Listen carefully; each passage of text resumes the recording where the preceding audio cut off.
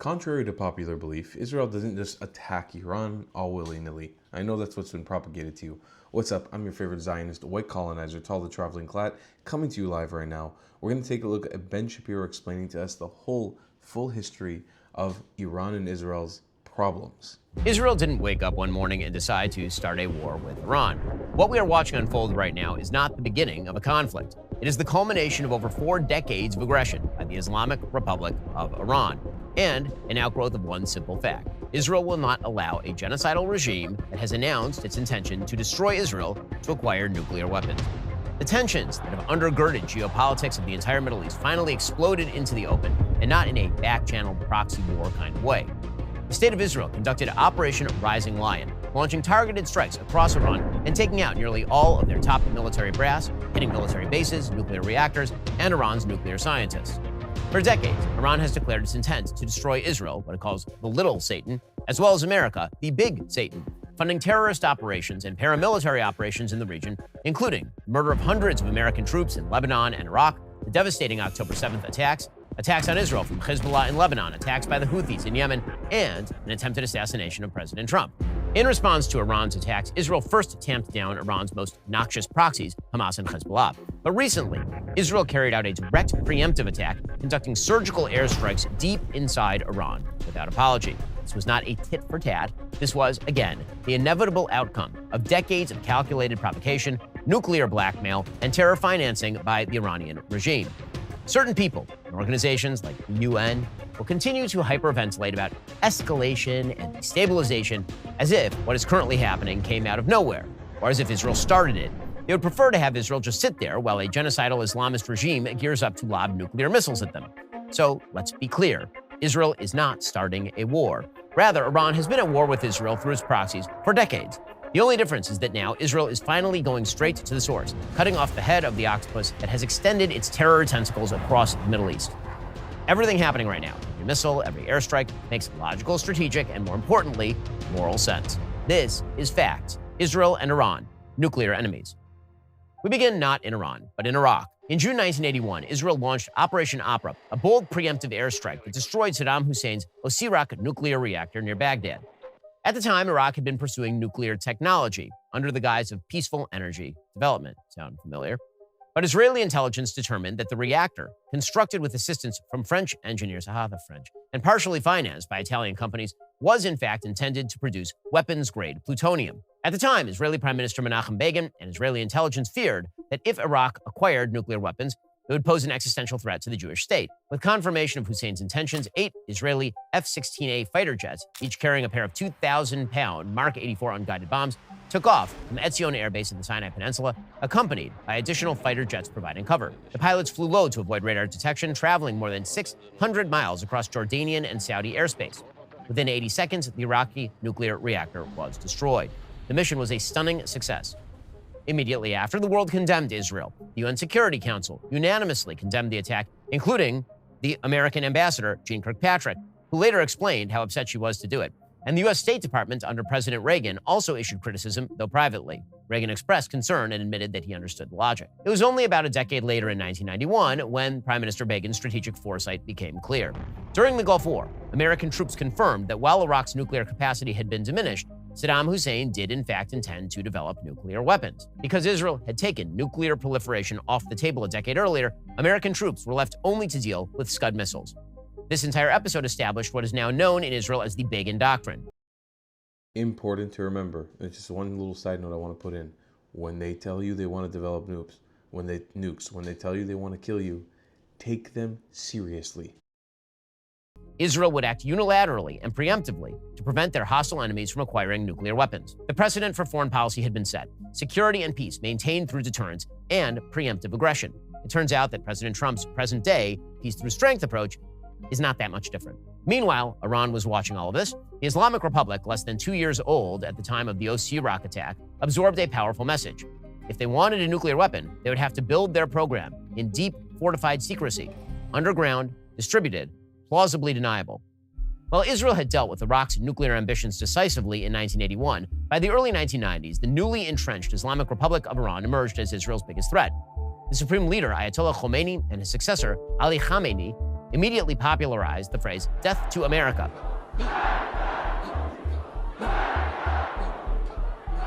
And began pushing for Israel's annihilation. As a result, Iran turned its attention to nuclear technology, initially under the pretense of civilian energy production. But behind the scenes, Iranian leaders were covertly laying the groundwork for a weapons program. Under the supervision of the Atomic Energy Organization of Iran, and later the military-linked Organization of Defensive Innovation and Research, Iran began developing secret nuclear infrastructure. Reports from Western intelligence agencies in the mid-90s pointed to undeclared enrichment facilities, a rapid increase in centrifuge procurement, and possible weaponization research occurring in military labs outside Tehran. The Iranian regime relied on an international black market to obtain the sensitive technology they needed for proliferation. Through ties with Pakistani nuclear scientists, Iran acquired designs for a centrifuge and its component parts. Naturally, North Korea and Russia, strategic opponents of the United States, also provided technicians who offered know-how and reactor components. The Iranian regime's strategy was simple: distribute the program across multiple hidden sites and bury it, literally, under mountains.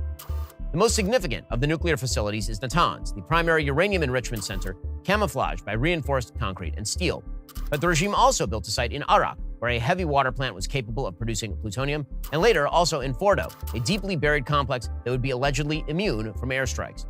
By the late 1990s, Iran was enriching and stockpiling uranium, as well as building out cascades of first-generation centrifuges with the potential, over time, to reach weapons-grade output. The international community rang the alarm bells in periodic reports, but Iran consistently denied officials access to its key sites. Western powers hesitated to act.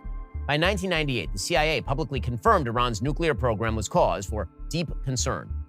Iran's supreme leader publicly issued fatwas against nuclear weapons, but privately, military leaders and IRGC strategists were pursuing a dual-track policy: deny everything while racing toward weapons-grade capacity. In short, the 1990s were a decade of deception for Iran. Iran played the long game, and the world, perhaps distracted by post-Cold War optimism, mostly let them. By the mid-2000s, the Islamic Republic of Iran had transformed its foreign policy into a full-fledged doctrine of proxy warfare. Fearing direct confrontation with Israel or the West, Iran equipped vanguard militias like Hezbollah in Lebanon. In July 2006, Hezbollah launched a 34-day war with Israel by ambushing a patrol near the Lebanese border, killing 3 soldiers and capturing 2 others. The provocation was not spontaneous. It had been planned with the direct coordination of IRGC and facilitated through a web of meetings with Syrian and Lebanese leadership. One of those meetings reportedly took place in Damascus, where senior Iranian officials, including commanders of the Quds Force, the IRGC's elite unit, met with Hezbollah's Hassan Nasrallah and Syrian President Bashar al-Assad. Their goal: to solidify the so-called axis of resistance against Israel and the United States. Iran supplied not only the hardware, but also the training, funding, and ideological guidance. Qasem Soleimani, who had later become infamous for orchestrating attacks across the region, was by this time already deeply involved in strategizing Hezbollah's war plan. Israel responded with a massive air campaign and ground incursion into southern Lebanon, targeting launch sites, bunkers, and Hezbollah command centers. The Israeli Air Force struck over 7,000 targets, but Hezbollah's use of human shields, deep bunkers, and dispersed rocket cells made its total eradication impossible. Even though the United States and President George W. Bush offered diplomatic cover to Israel in the early stages, pressure soon mounted for a ceasefire. By August 2006, UN Resolution 1701 brought the fighting to a close. Hezbollah claimed a divine victory. This trial served as a test run for the Iranian regime's new model of warfare: tunnel guerrilla warfare through state-sponsored militias. Tehran learned it could strike Israel without inviting direct retaliation while gaining influence across capitals in the Arab world. This strategy would echo in Gaza, in Syria, in Yemen. Eventually, it would reach Israel from Iran itself. In these uncertain days, Israel now faces imminent attacks as war with Iran has already begun. Families across Israel are living in fear, wondering if the next siren will sound in their neighborhood. Most. Now, as the head of the IAEA, Shapiro to donate. Meanwhile, Israel's attempts to stop development of nuclear weapons by hostile neighbors continue to pace. In 2007, Israel launched Operation Outside the Box, an airstrike directed at a suspected Syrian nuclear facility. Naturally, the head of the IAEA condemned Israel. By the early 2010s, international pressure on Iran's nuclear program began to reach a tipping point. Years of inspections, sanctions, cyber attacks had slowed but not stopped Iran's nuclear ambitions. Iran was enriching uranium up to 20%, building a stockpile that could be weaponized in a matter of months, according to intelligence. Preserve, protect, and defend the Constitution of the United States. So help you God? So help me God. Congratulations, Mr. President. Enter the Obama administration. In 2013, President Barack Obama began secret negotiations with Tehran, culminating in the Joint Comprehensive Plan of Action, or JCPOA, signed in July 2015. The deal was struck between the US, UK, France, Russia, China, and Germany. representing a massive shift in Western doctrine toward the Iranian regime in favor of concession, not coercion. Under the terms of the JCPOA, Iran agreed to limit uranium enrichment to levels suitable for civilian use, reduce its stockpile, and cap its number of centrifuges. In exchange, Iran essentially received big bags of cash. They were offered between $100 and $150 billion in sanctions relief and a green light for increased oil exports. The JCPOA also included provisions for international inspections, but with deadly limitations. International inspectors would not be permitted to enter military sites, which were widely believed to be the locations of covert nuclear development.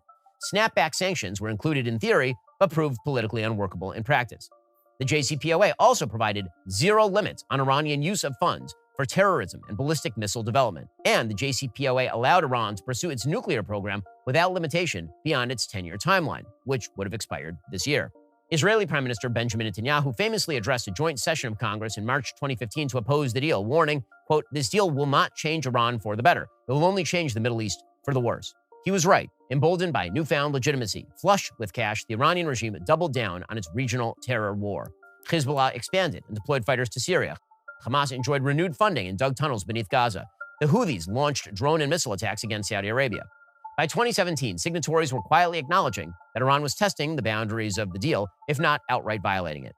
The JCPOA, as President Donald Trump said, was a disaster. It may have postponed Iran's direct confrontation with Israel, but guaranteed it would come later and under more deadly circumstances.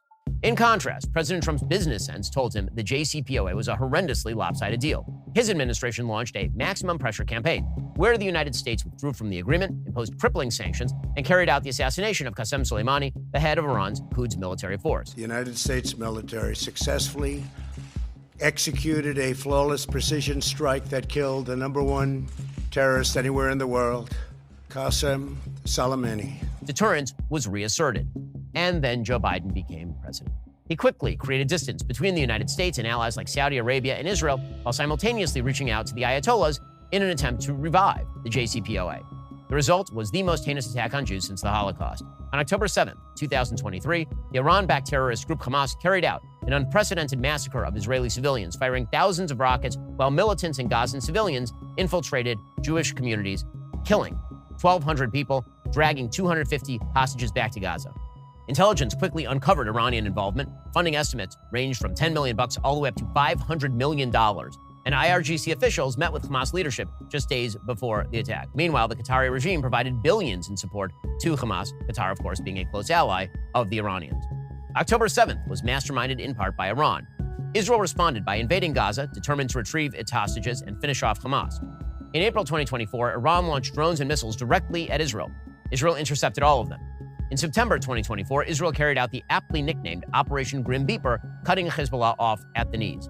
In October 2024, Iran launched even more drones at Israel. Israel responded by striking military infrastructure in Syria. With Hamas on the ropes, Hezbollah crippled, the Syrian regime collapsed completely in December 2024. Israel had effectively devastated nearly all of Iran's proxies sent to destroy it between October 7th and December 2024.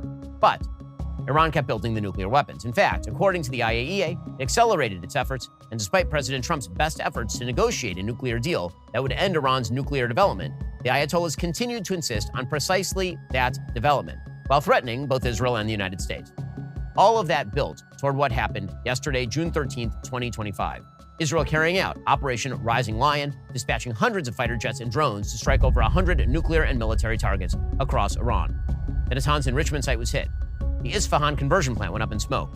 The regime's top commanders, Hossein Salami, Mohammad Bagheri, Ghulam Ali Rashid, and most of its top nuclear scientists were all assassinated. And according to Prime Minister Netanyahu, the operation is just beginning. Let's be very clear again.